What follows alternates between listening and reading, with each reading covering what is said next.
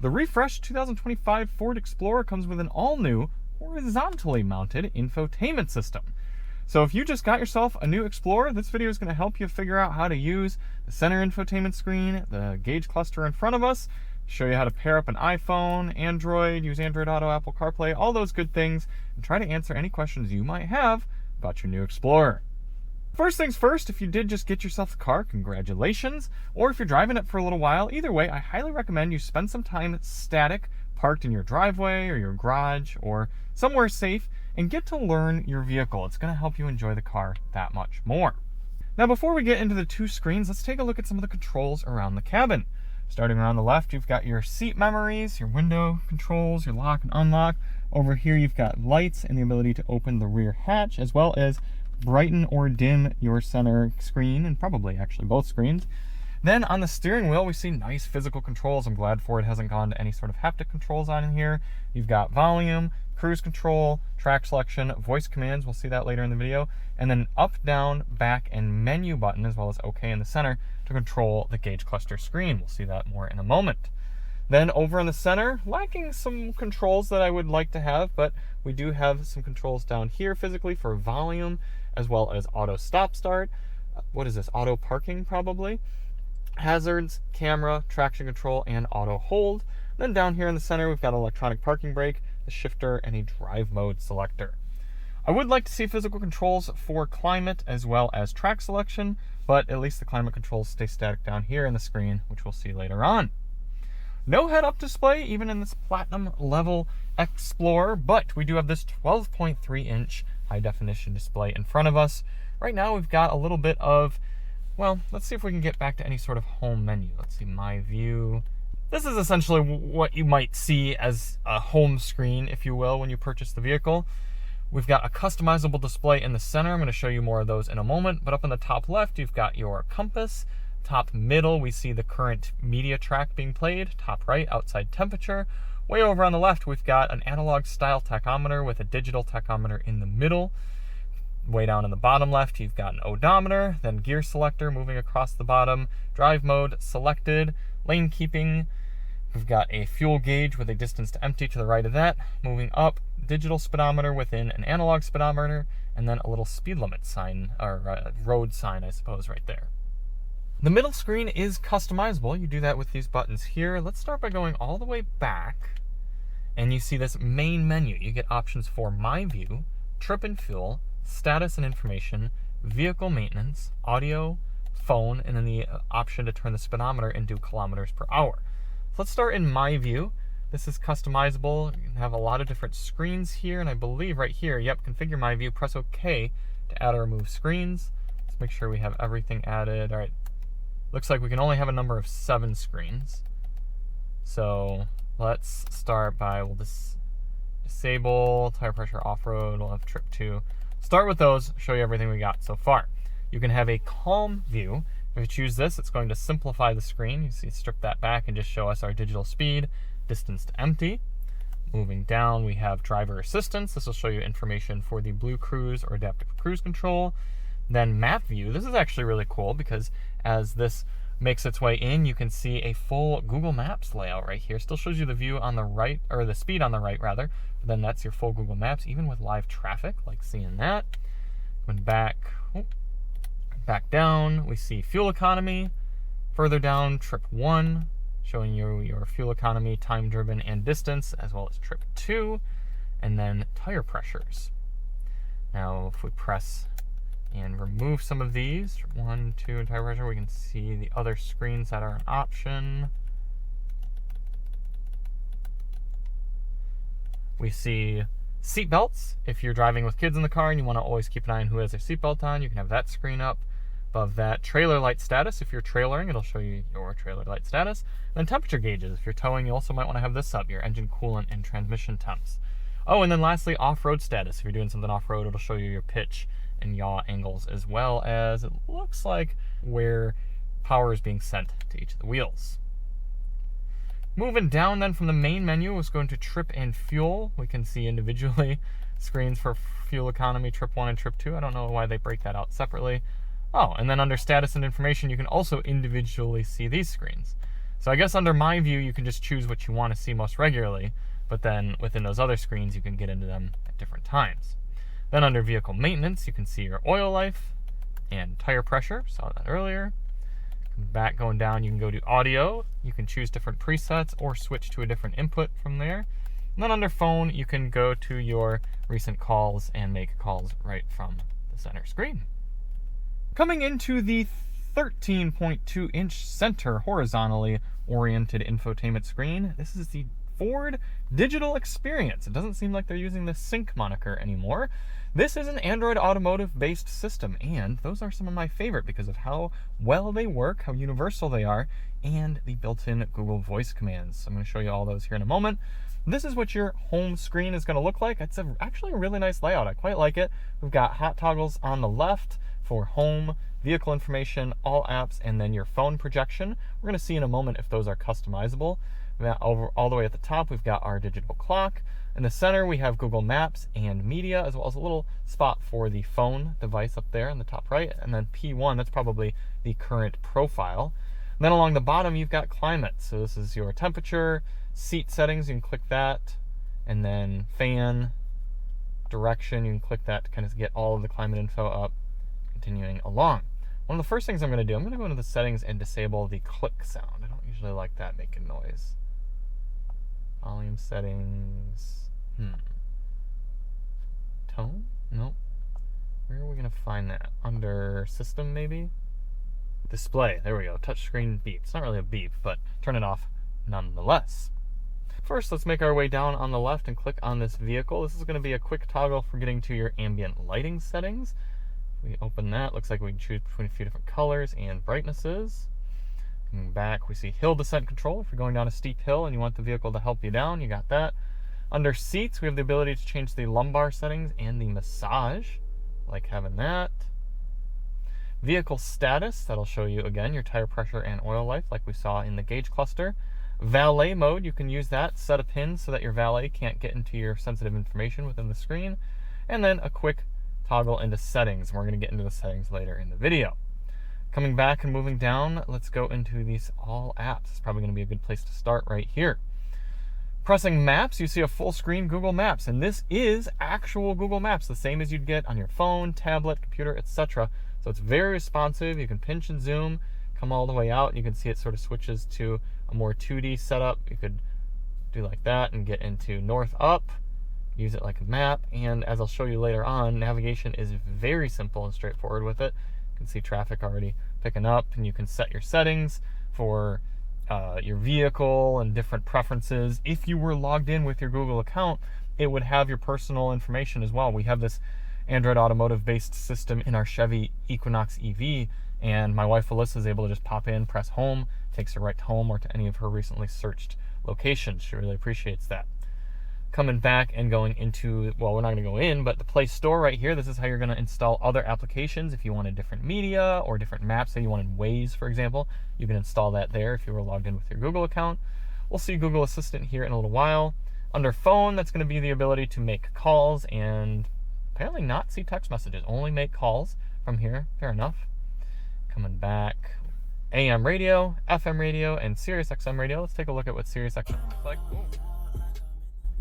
Pardon me. And we'll see Sirius XM loading up. It's interesting they don't actually just make you use the Sirius XM app. Some vehicles do. This seems to be a native built-in Sirius XM, though it is having trouble loading. So, well, there we go.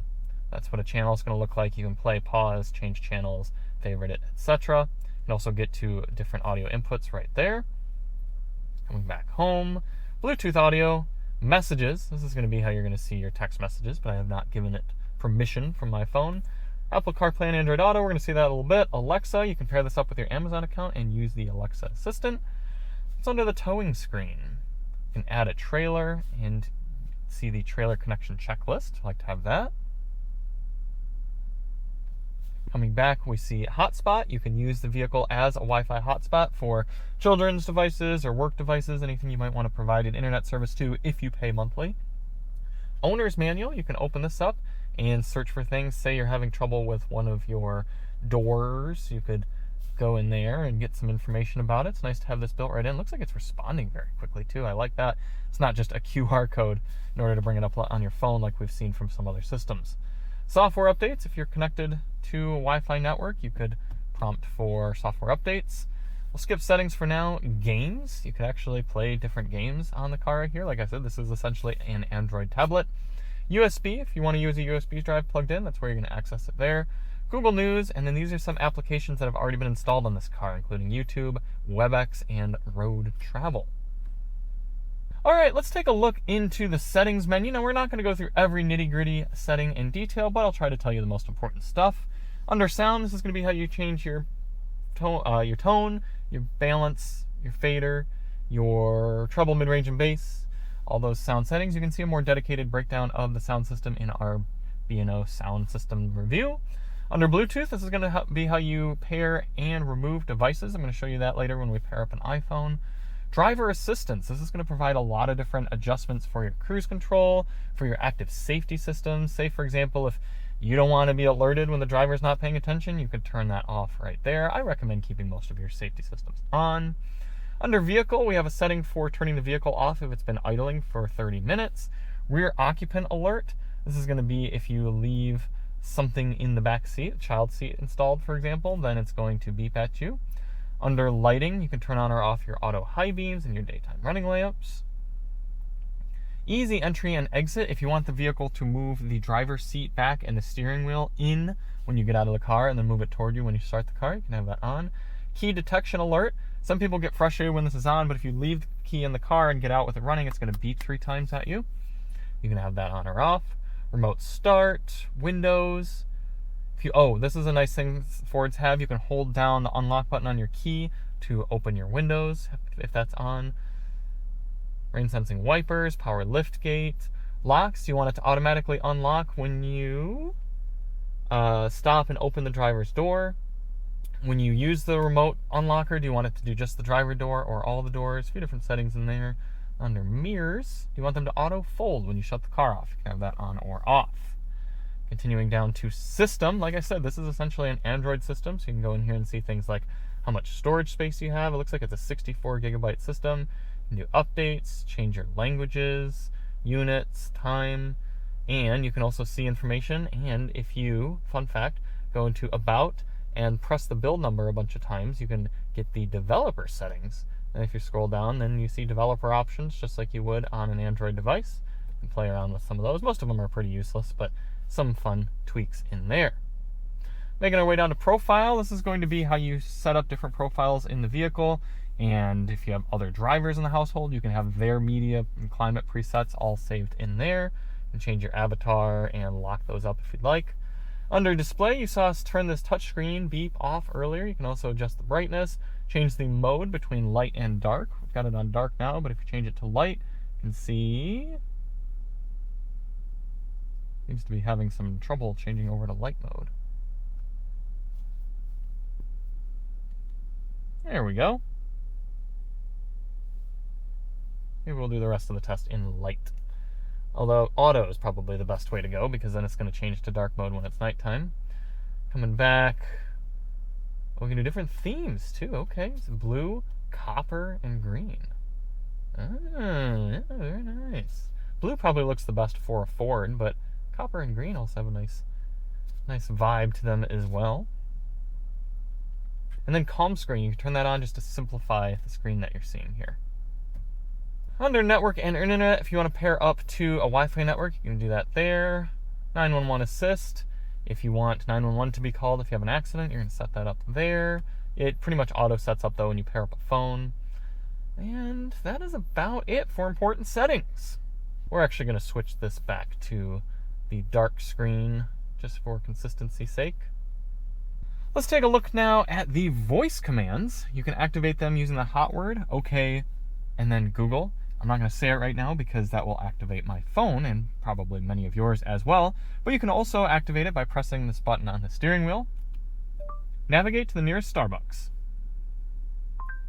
Okay, Starbucks. Here we go. Look how fast that is. That is fantastic. Tell me how many other built-in navigation systems you've ever seen work that quickly. And it's smart too. You can do something like add Taco Bell to my route. There's a Taco Bell 3.4 miles away. Want to navigate there? No, try the next one. Oh, okay, it didn't quite understand that, but added it there. And then pressing and holding this button right here would allow you to use your phone's built-in assistant, whether that's Google or Siri, but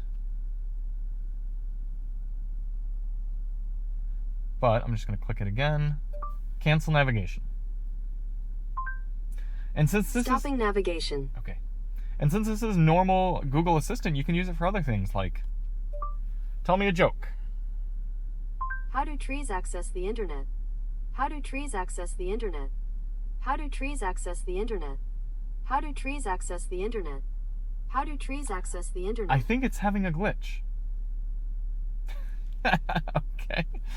Alrighty, never had that happen before. Tell me a joke. What's the most musical part of a turkey? What's the most musical part of a turkey? What's the most musical part of a turkey? What's the most musical part of a turkey? What's the most musical Okay, part Google. of a turkey? Please. What's the weather like tomorrow? Tomorrow in Irvine, it'll be mostly sunny, with a high of 73 and a low of 49. So it does seem to be having trouble telling jokes, but overall, a nice system to use, very powerful. Now I'll show you how Android Auto is going to look if you don't want to use this built-in system. You still want to use your phone. Thank goodness Ford's still offering us the ability to do so, unlike General Motors in their EVs. But we've already got our device paired up wirelessly. I'm going to press right here, and then you can see Android Auto taking up most of the screen, still keeping our climate controls and our hot toggles on the left. Oh, that reminds me, I wanted to see if you could change what's over here. If I wanted to do something like bring up, if I wanted to have FM radio, can I bring it up over there? No, I cannot. Okay, good to know.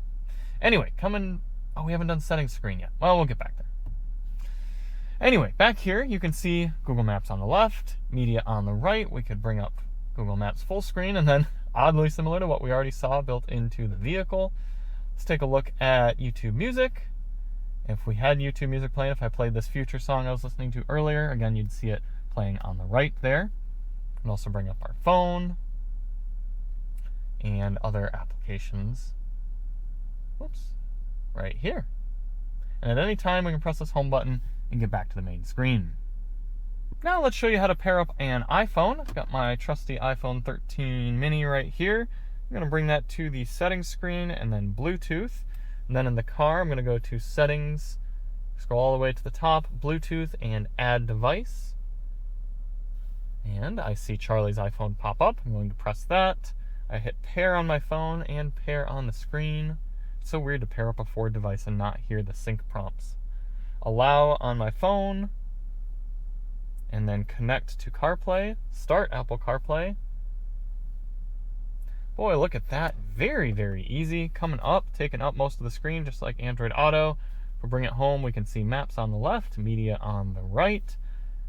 Maps full screen. You can move it around, but you can't pinch to zoom with Apple's. Very interesting there. And back home, let's bring up all of our apps. Not that we have very many on this phone, but you can see how they'd be laid out. Let's bring up YouTube Music as well. Not connected to internet, but that is where your music screen would be. And again, you can bring it back home with the home button. So there it is, Apple CarPlay, Android Auto, everything you're going to need to know in the new Ford Digital Experience Infotainment System. Did I answer all your questions? Hopefully I did, but if you have anything else you want to know, leave it in the comments below. I'll try to answer it. I also got to say, after initial use of this system for a few days here, it is one of my favorite on the new car market. I really like how responsive it is, how powerful it is without extra added gimmicks. It's smooth. It's also in nice reach of the driver. A lot of screens are way far away these days. I think Ford's done a really good job with this, and I'm happy to see it in some of their vehicles. If you do want to see more on the new Explorer, check the link below. We've got our full review, our dedicated breakdown on the sound system, and a fuel economy test. And we'll see you on the next one. I'm Charlie from Daily Motor, and as always, drive on.